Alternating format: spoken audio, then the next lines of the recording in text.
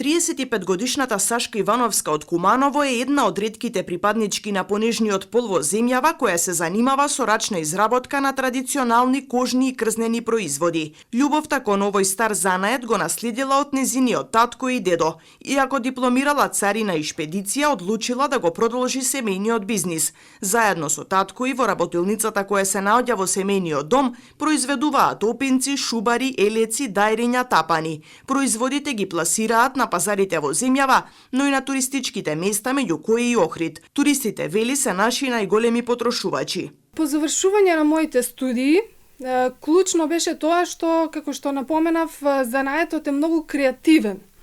Јас по природа сум доста креативна особа и се пронајдов во самиот процес.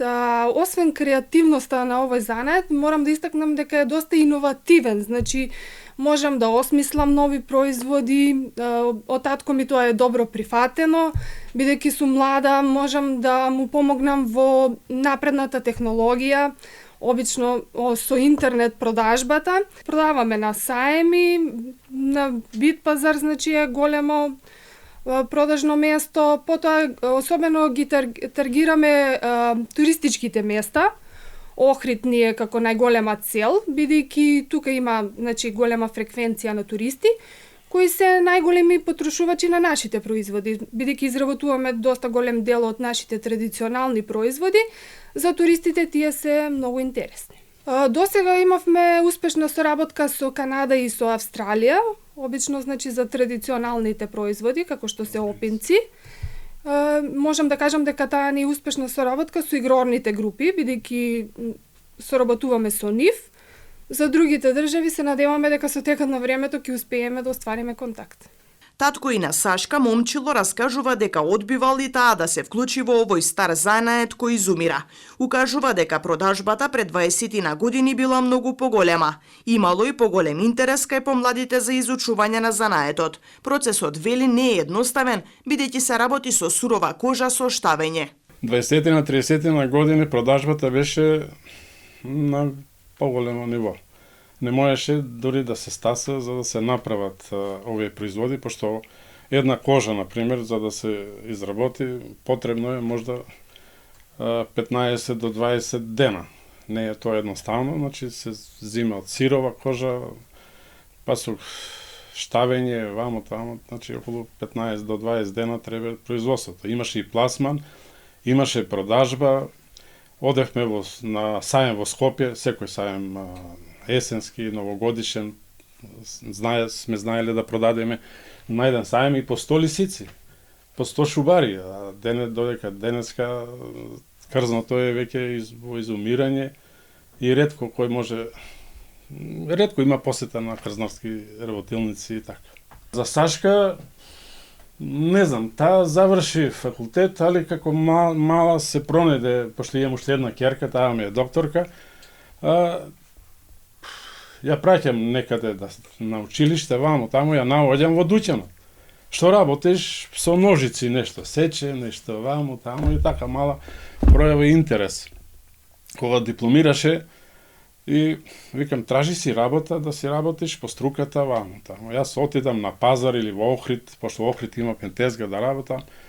Таа дошла овдека, сите кожи од тезгите што ги работиме на шпанување, ги извадила, се средила, се.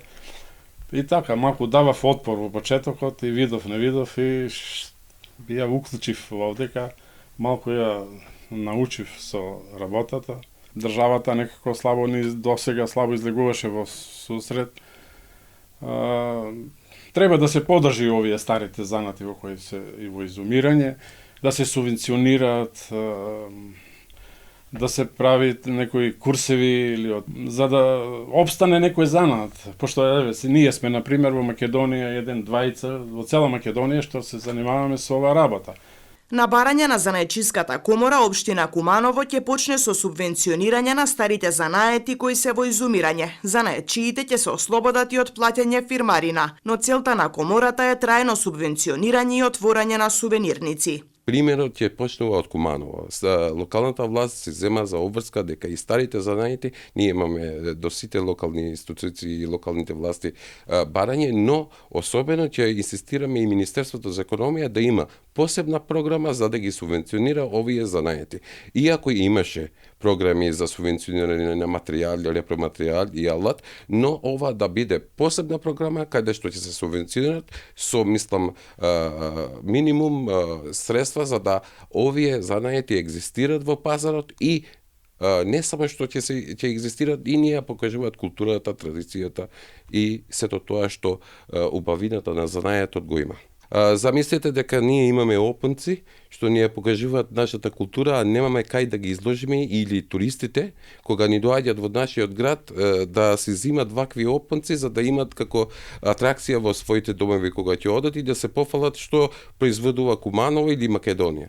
Ние досега не сме имале вакво место во нашиот град и конкретно комората го виде тоа за тоа што потребно во градот и туристите, или овие занаети можат многу убаво да се вклопат како туристичка атракција за да можат да просперират во понатамошниот нивен развој. Овие занаети некогаш можат да бидат и непрофитабилни и да им помогнеме со субвенции само за да ни ја чуваат културата, традицијата.